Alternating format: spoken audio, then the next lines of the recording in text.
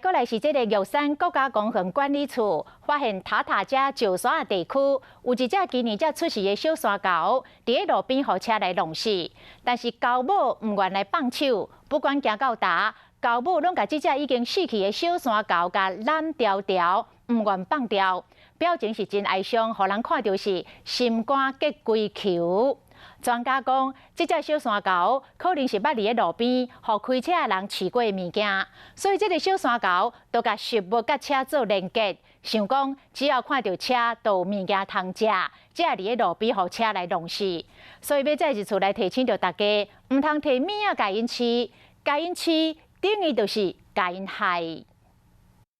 这个狗母将狗囝揽条条，也毋过这个狗囝早就已经死啊。 这个狗囝可能是因为要等人类来家饲，伫车路互车弄死的。因过这个狗母就唔愿放手，无想要承认这个事实，就安尼，带这个狗囝死过去已经有5天啊。就像人类一样，他不肯承认他小猴已经死掉了，所以他还一直抱着它。 就袂输狗囝要活的共款，这只狗母佮替伊清毛清喙孔，想着就甲揽一个。这个画面，和玉山国家公园管理处的保育人员看了拢真唔甘。因为山狗是野生动物，莫甲搅扰，就是甲因斗阵上重要的原则。就算看到狗母捡袂出来，保育人员嘛只能点点伫边仔甲因保护。有民众曾经喂食，所以他看到民众或看到车辆的时候，他会跟食物做连结。